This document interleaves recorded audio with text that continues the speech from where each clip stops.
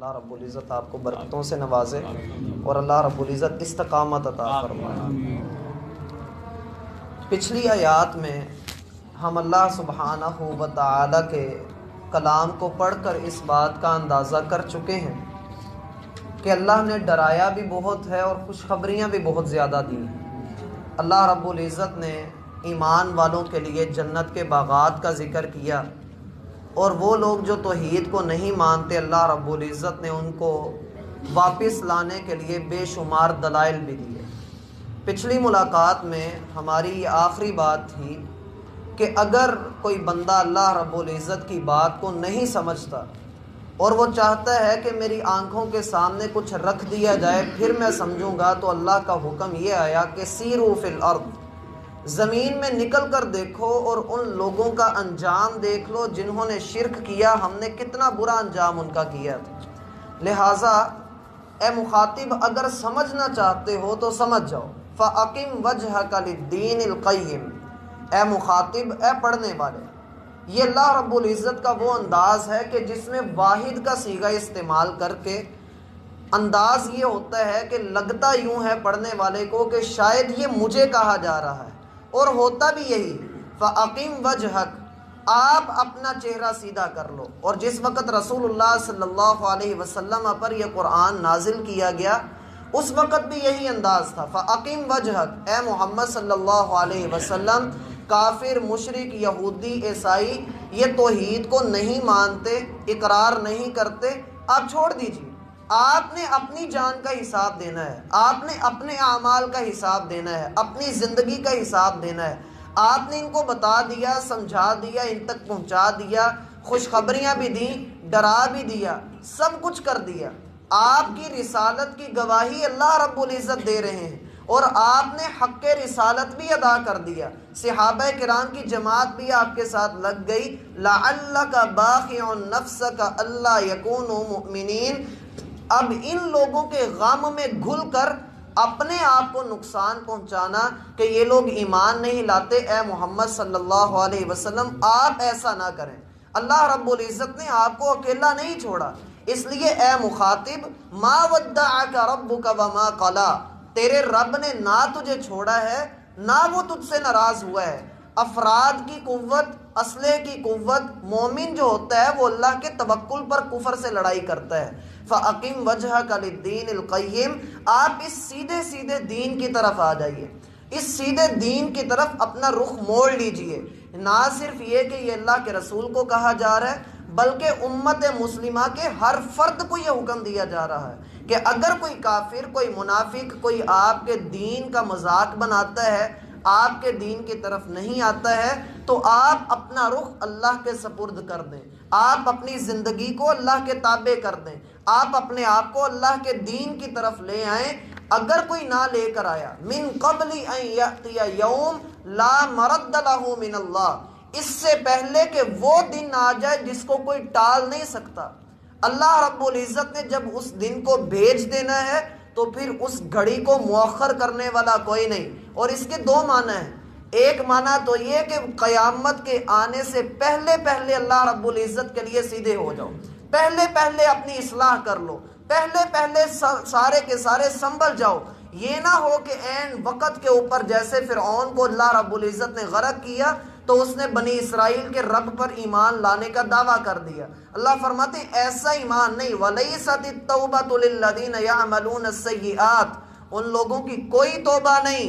جو گناہ بھی کرتے ہیں اور توبہ بھی کرتے ہیں۔ اللہ رب العزت فرماتے ہیں وَلَيْسَتِ التَّوْبَةُ لِلَّذِينَ يَعْمَلُونَ السَّيِّئَاتِ حَتَّى إِذَا حَضَرَ أَحَدَهُمُ الْمَوْتُ قَالَ إِنِّي تُبْتُ الْآنَ، ایسے کسی گناہ گار اور سیاہ کار کے اوپر جب موت کا وقت آتا ہے یا کوئی مصیبت آتی ہے، اس وقت اللہ رب العزت کو پکار کر توبہ طائب کرنا شروع کر دیتا ہے، معافیہ تلافیاں شروع کر دیتا ہے۔ لیکن جیسے ہی اللہ رب العزت اس کو چھٹکارا دیتے ہیں تو اللہ رب العزت کو بھول جاتا ہے، اور اللہ رب العزت فرماتے ہیں وَلَلَّذِينَ يَمُوتُونَ وَهُمْ كُفَّارٌ، تو اللہ رب العزت کے سامنے یا لوگوں کے سامنے جس طرح کا مرضی یہ دھوکے کا کام کر لے کہ میں بڑا توبہ کرنے والا ہوں، لیکن جب تو مرے گا تیرا خاتمہ ہم کفر کے اوپر کروائیں گے۔ وَلَلَّذِينَ يَمُوتُونَ وَهُمْ كُفَّارٌ، اللہ فرماتے ہیں ایسے لوگ مرتے ہی کافر ہیں۔ وَأَعْتَدْنَا لِلظَّالِمِينَ وَلِلْكَافِرِينَ عَذَابًا أَلِيمًا، اللہ رب العزت نے ظالموں، کافروں، منافقوں کے لیے دردناک عذاب تیار کر کے رکھا ہے۔ مِن قَبْلِ أَن يَأْتِيَ يَوْمٌ لَا مَرَدَّ لَهُ مِنَ اللَّهِ، بچ جاؤ اس دن کے آنے سے پہلے پہلے اللہ کے لیے اپنے آپ کو سیدھا کر لو جس دن کا ٹالنا کسی کے بس میں نہیں۔ یومئذ یصدعون، جس دن لوگ جدا جدا ہو جائیں گے، بندہ جتنے مرضی رشتہ داریوں میں ہو، جتنا مرضی کسی نبی کا بیٹا ہو، نبی کا چچا ہو، نبی کا والد ہو، جتنا مرضی وہ قریبی رشتہ دار کیوں نہ ہو، اللہ فرماتے ہیں وہ ایسا دن آنے والا ہے جس دن کوئی رشتہ کسی رشتہ دار کے کام نہ آئے گا۔ وَاتَّقُوا يَوْمًا لَا تَجْزِي نَفْسٌ عَن نَفْسٍ شَيْئًا، کوئی جان کسی دوسری جان کو ذرہ بھر بھی فائدہ نہ دے سکے گی۔ یوم یفر المرء من اخیہ، اس دن بندہ اپنے خون جیسے بھائی سے، اپنے بھائی سے دور بھاگے گا۔ وَأُمِّهِ وَأَبِيهِ، نہ باپ کو پہچانے گا نہ ماں کو پہچانے گا۔ وَصَاحِبَتِهِ وَبَنِيهِ، اور اپنی بیوی کو بھی بھول جائے گا اور اپنے لخت جگر کو بھی خود سے دور کر دے گا۔ لِكُلِّ امْرِئٍ مِّنْهُمْ يَوْمَئِذٍ شَأْنٌ يُغْنِيهِ، ہر بندہ یہ چاہے گا کہ کسی طریقے وہ خود بچ جائے، اور اللہ رب العزت فرماتے ہیں وہ یہ چاہے گا وَمَن فِي الْأَرْضِ جَمِيعًا ثُمَّ يُنْجِيهِ، وہ چاہے گا کہ اللہ رب العزت کے سامنے ہر چیز قربان کر کے اپنے آپ کو بچا لے، چاہے پوری زمین سونے کی بنا دی جائے، چاہے اس کے والدین کو جہنم میں پھینکو، چاہے اس کے اعزاء و اقرباء کو جہنم میں پھینکو، اس کو صرف یہ غرض ہوگی کہ مجھے چھوڑ دیا جائے۔ اللہ فرماتے ہیں کلا انہا لظا نزاعۃ للشوا تدعو من ادبر وتولى وجمع فاوعى، تیرے پاس تو ہدایات کے سارے طریقے آتے رہے، تیرے پاس سب کچھ پہنچا، لیکن تو نے اپنی پیٹھ کو یوں پھیر لیا جیسے تو اللہ کو پہچانتا ہی نہیں۔ یہ اس دن کے حالات کے اوپر اس کا پہلا معنی ہے، اور دوسرا معنی اس کا یہ ہے من قبل ان یاتی یوم لا مرد له من اللہ، اپنی موت کے آنے سے پہلے پہلے اللہ رب العزت کے لیے سیدھے ہو جاؤ، وگرنہ موت کا وقت آ جائے اسے ٹال کوئی نہیں سکتا۔ پھر دنیا جتنی مرضی علاج کرتے رہے، جتنی مرضی دوائیں کھاتے رہو، جتنے مرضی حکامہ اتباع جس کو مرضی دکھاتے رہو، جب وقت آ جائے گا لا یستأخرون ساعتا ولا یستقدمون، پھر ہم لمحے کی دیر بھی نہیں کریں، پھر ایک وقت جو مقرر کر دیا گیا ہے وَلَن يُؤَخِّرَ اللَّهُ نَفْسًا إِذَا جَاءَ أَجَلُهَا، اللہ کسی کو ایک لمحے کا موقع بھی نہیں دیتا جب اس کا وقت آ جاتا ہے۔ يَوْمَئِذٍ يَصَّدَّعُونَ، پھر تمہاری جدائی ہو جائے گی اپنے رشتہ داروں سے، اپنے جان چھڑکنے والے بھائیوں سے، ہر رشتہ دار سے تمہاری جدائی کر دی جائے گی، آگے تم پھر اکیلے جاؤ گے، اور یہ آگے کا سفر میرا بھائی بڑا کٹھن سفر ہے، اس کے لیے اپنے آپ کو دین کے لیے سیدھا کرنا پڑے گا، اپنے آپ کا رخ پورا دین کی طرف کرنا پڑے گا۔ اسی لیے تو ہم پچھلی آیت میں بھی یہ بات پڑھ کر آئے ہیں فَأَقِمْ وَجْهَكَ لِلدِّينِ حَنِيفًا، اللہ رب العزت کے دین کے لیے پلٹ کر اپنا پورا رخ اس کی طرف کر لیجیے، کیونکہ اس نے آپ کو فطرت اسلام پر پیدا کیا ہے۔ اگر آپ اسلام کے نام لیوا ہیں، اگر آپ اسلام کا نام اور اس کا علم بلند دیکھنا چاہتے ہیں تو اس کے لیے آپ کو عمل کرنا پڑے گا، کیونکہ صحابہ کرام نے عمل کر کے اس دین کو ہم تک پہنچایا ہے، زبانی کلامی دعوے کر کے انہوں نے یہ چیز ہم تک نہیں پہنچائی، اس کے لیے انہوں نے قربانیاں سہی ہیں، اس کے لیے انہوں نے جانیں قربان کی ہیں، اپنے لہو بہائے ہیں، کتنی قربانیاں دے کر یہ دین ہم تک آیا ہے۔ اس لیے بار بار اس بات کو پڑھیے کہ فَأَقِمْ وَجْهَكَ لِلدِّينِ الْقَيِّمِ، یہ سیدھا سادہ دین جس میں ساری زندگی کی رہنمائی موجود ہے، دنیا کا ہر مسئلہ یہ دین حل کرنے کی طاقت رکھتا ہے، کوئی آ کر اس سے رہنمائی حاصل کرے یا کسی کو خالی ہاتھ نہیں لوٹاتا۔ فَأَقِمْ وَجْهَكَ لِلدِّينِ الْقَيِّمِ، لیکن شرط یہ ہے اس کے ساتھ مخلص تو ہوئیے، یہ تو نہیں کہ پکی پکائی خود ہی آپ کے سامنے رکھ دی گئی ہے، اب آپ اس کو کھا بھی نہیں سکتے۔ اللہ رب العزت نے یہ دین سارے کا سارا سجا کر سنوار کر ہمارے سامنے رکھ دیا ہے۔ اللہ کے رسول صلی اللہ علیہ وسلم پر 23 سال کے عرصے میں یہ دین نازل کیا گیا ہے، 23 سال کے عرصے میں 17 قاتلانہ حملے اللہ کے رسول پر ہوئے ہیں، 23 سال کے عرصے میں کتنے صحابہ کرام کو اپنی جانیں قربان کرنا پڑی ہیں، کتنوں کو اپنے جسم کے اعضاء کٹوانا پڑے ہیں، کتنوں کو کافروں کے ساتھ جنگیں کرنا پڑی ہیں، پھر کہیں جا کر یہ دین ہم تک آیا۔ اور صحابہ کے بعد کے جب ہم لوگوں کو دیکھتے ہیں، سلف صالحین نے کتنی قربانیاں پیش کی، کبھی مرتدین کا فتنہ ہے، کبھی منکرین حدیث کا فتنہ ہے، کبھی اللہ کے رسول صلی اللہ علیہ وسلم کی ختم نبوت کا مسئلہ ہے، کبھی کوئی مسئلہ کھڑا ہوا، سب نے اپنے اپنے معاملے کو دیکھتے ہوئے اپنے دین کے ساتھ مخلص ہو کر اس کے لیے قربانیاں پیش کی ہیں۔ اور آج ہمارے پاس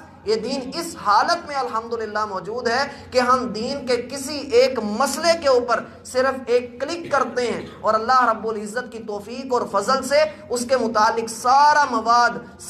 مواد ہمارے سامنے کھل کر آ جاتا ہے اور مسئلہ نکھر کر واضح ہو جاتا ہے۔ لیکن اس کے باوجود بھی دنیا میں اگر کوئی پٹ رہا ہے تو وہ مسلمان ہے، دنیا میں اگر کوئی ذلیل ہو رہا ہے تو وہ صرف مسلمان ہے۔ وجہ کیا ہے کہ ہم لوگ اپنے دین کے ساتھ مخلص نہیں ہیں، ہمیں صرف زبان سے باتیں کرنا آتی ہیں، ہم صرف باتوں کے بندے ہیں، لیکن جب عمل کی باری آتی ہے تو وہی بڑے بڑے نعرے لگانے والے، وہی بڑی بڑی تقاریر کرنے والے، بڑے جوشیلے اور محبت کے دعوے دار، وہی آخری صفوں میں بھی نظر نہیں آتے۔ فَأَقِمْ وَجْهَكَ لِلدِّينِ الْقَيِّمِ، اس دین کے لیے سیدھے ہو جائیے، ان قریب وہ وقت آنے والا ہے جس دن کوئی انسان کسی دن کے کام نہ آئے گا۔ یوم لا بیع فیہ ولا خلۃ ولا شفاعہ، اللہ فرماتے ہیں نہ تو پیسے دے کر بچ سکو گے،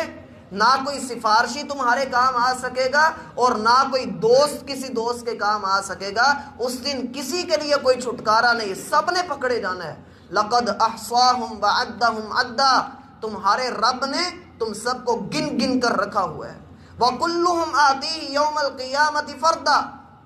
اور کل قیامت کے دن تم اکیلے اکیلے اس کے پاس آؤ۔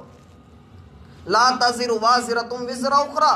پھر کوئی جان کسی دوسری جان کا بوجھ اٹھائے گی ہی نہیں۔ پھر اللہ رب العزت اکیلے اکیلے بندے سے اس کے ایک ایک عمل کا سوال لیں گے، اور پھر بندہ اللہ رب العزت کے سامنے کھڑا کیسے ہو، کس کے اندر تاب ہے کہ اللہ کے سامنے کھڑے ہو کر جواب دے سکے۔ سیدنا علی رضی اللہ عنہ جب انہوں نے اذان کی آواز سنی تو رو پڑنا، لوگوں نے کہنا کہ آپ روتے کیوں ہیں؟ کہا تم دیکھتے نہیں کہ کس کا بلاوا آ رہا ہے، وہ مجھے بلا رہا ہے، کس کے اندر تاب ہے کہ وہ اس کے سامنے کھڑا ہو، اور نماز کے لیے کھڑے ہوتے اور روتے جاتے۔ اکرمہ رضی اللہ عنہ قرآن کو پکڑتے پڑھتے جاتے اور روتے چلے جاتے کہ یہ میرے رب کا کلام ہے، میں نے اپنے رب کے لیے کیا کیا، کیا کھویا اور میں نے کیا پایا۔ میرا بھائی، اللہ رب العزت کو چھوڑ کر ہم نے کیا پایا ہے، اور اللہ رب العزت کو لے کر ہم نے کس چیز کو کھویا ہے؟ اس چیز کو ہمیں دیکھنا پڑے گا کہ ہم اللہ رب العزت کے ساتھ جڑتے ہیں تو پوری دنیا اللہ کی قسم اگر قربان کر دی جائے، قربان ہو جائے، جاتی ہے تو جائے، تو اللہ کی قسم گھاٹے کا سودا نہیں، ہمیں اللہ مل جائے اس سے بڑھ کر اور کیا ہے۔ من کان للہ کان اللہ لہ، جو اللہ کا ہو جاتا ہے اللہ بھی اس کا ہو جاتا ہے۔ اسی لیے اللہ فرماتے ہیں من کفر فعلیہ کفرہ، جس نے اگر کوئی کفر کا ارتکاب کیا، کوئی گناہ کیا، کوئی تکذیب کی، ہمارے رستے کے اوپر نہ چلا، تو اس کا وبال اسی کے اوپر پڑنا ہے۔ یہ نہیں کہ اگر باپ گناہ کرتا ہے تو اس کی اولاد کے اوپر اس کا وبال پڑے گا، ہرگز نہیں۔ جو بندہ جو عمل کر رہا ہے اس کا وبال اسی کے اوپر آنے والا ہے۔ ہاں، اگر بندہ خود گناہ کرتا ہے اور کسی دوسرے بندے کو بھی گناہ کے اوپر لگاتا ہے تو دونوں کو برابر کا گناہ ملے گا، چاہے یہ بندہ بعد میں توبہ کر لے، اس کو چاہیے کہ اپنے اس بھائی کو بھی منع کرے۔ اگر منع کر دیتا ہے اور وہ پھر بھی کرتا ہے، پھر یہ بچ سکتا ہے، لیکن اگر یہ منع نہیں کرتا تو کل اللہ اس سے پوچھیں گے ضرور کہ تیری وجہ سے ایک بندہ جو ہے وہ گناہ کے اوپر لگا۔ وَمَنْ عَمِلَ صَالِحًا، اور جس بندے نے اپنے عمل کو سیدھا کر لیا، جو نیک عمل کی طرف آ گیا، فَلِأَنفُسِهِمْ يَمْهَدُونَ، تو یہ جو بڑا پرپیچ رستہ ہے، جو مشکلات سے بھرپور رستہ ہے، فَلِأَنفُسِهِمْ يَمْهَدُونَ، تو یہ اپنے لیے اپنے راستے کو سنوار رہا ہے، یہ اپنے راستے کو خود سیدھا کر رہا ہے۔ اور اس کے لیے ہم وہ حدیث سمجھ سکتے ہیں جس میں اللہ کے رسول صلی اللہ علیہ وسلم فرماتے ہیں کہ جنت کا راستہ اللہ رب العزت نے بڑا مشکل بنایا ہے، اور جو کوئی بندہ نیک کام کرتا ہے اس کی رکاوٹیں دور ہوتی چلی جاتی ہیں، اور جہنم کا راستہ انتہائی آسان ہے۔ بندہ اس کی طرف جاتا ہے تو چلتا ہی چلا جاتا ہے. کیوں؟ اس لیے کہ حرام کے اندر لذت بڑی زیادہ ہے، گناہ کے اندر لذت بڑی زیادہ ہے. نیکی میں مشقت ہوتی ہے، نیکی میں تکلیف ہوتی ہے، نیکی میں اللہ رب العزت کے سامنے جھکنا ہوتا ہے، نیکی میں اپنی میں مارنی پڑتی ہے، لیکن اس کا اجر، اس کا ثواب اور اس کا اللہ رب العزت کے ہاں انجام بہت بہترین رہتا ہے. جبکہ گناہ کا مزہ بڑا زیادہ ہوتا ہے، گناہ میں لذت بڑی زیادہ ہوتی ہے، لیکن اس کا اللہ رب العزت کے ہاں عذاب ہی ہوتا ہے. بندہ کو دنیا کے اندر بھی ذلت ملتی ہے اور آخرت کے اندر بھی رسوائی اس کے نصیب میں لکھ دی جاتی ہے.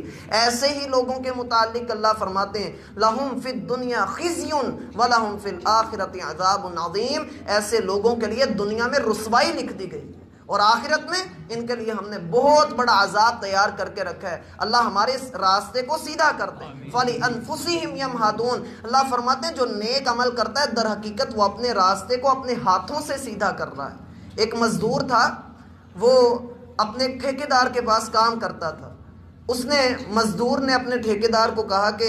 میں آپ کے ساتھ اب کام نہیں کر سکتا، لہٰذا آپ مجھے اجازت دیں اور مجھے چھوڑ دیں، میرا اور آپ کا رشتہ ناتا ختم، جتنا ہمارا حساب کتاب ہے وہ کلیئر ہے، تو میں آج سے ہی چھوڑ کر جا رہا ہوں. اس کا ٹھیکیدار کہنے لگا کہ نہیں ایسے نہ کرو، ایک مکان تعمیر کرنا ہے، بس تم اس کو تعمیر کر دو اور پھر اس کے بعد تم چلے جانا.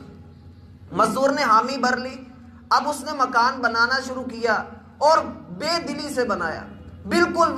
کوئی اس کا جو ہے حساب کتاب نہیں، دیواروں کا سیمٹ جو ہے وہ اکھڑ رہا ہے اور اس کی کوئی اونچ نیچ ہی نہیں، کوئی سیدھا اس کا ہے نہیں کوئی معاملہ، بالکل بے ڈھبا سا اس نے مکان بنا دیا. اب جب وہ مکان مکمل ہو گیا، ٹھیکیدار ساری اس کی تعمیر کا جائزہ لیتا رہا لیکن بولا نہیں. جب سارا مکان مکمل ہو گیا تو اس نے اس مزدور کو کہا کہ دیکھو بھائی، اتنے سالوں سے ہمارا آپس میں تعلق ہے، تو تم چھوڑ کر جا ہی رہے ہو تو میں تمہیں ایک تحفہ دینا چاہتا ہوں. مزدور کہنے لگا کیا تحفہ ہے؟ کہنے لگا یہ جو مکان تم نے بنایا ہے یہ تمہارا تحفہ ہے، میں نے تو اسی لیے یہ بنوایا تھا. یہی مثال ہماری ہے. اللہ سبحانہ و تعالی نے ہمیں زندگی عطا فرمائی ہے. اگر ہم اس زندگی کو اگر یہ سمجھ لیں کہ یہ چڑھنے والا سورج آج پتہ نہیں میری جان لے کر غروب ہوگا یا کس حال میں غروب ہوگا، میں اپنے مکان کو سیدھا کر لوں، میں اپنی قبر کے لیے روشنی کا انتظام کر لوں، تو اللہ کی قسم ہو سکتا ہے ہمارے دلوں کے اندر اللہ رب العزت کے لیے کچھ نرمی پیدا ہو جائے،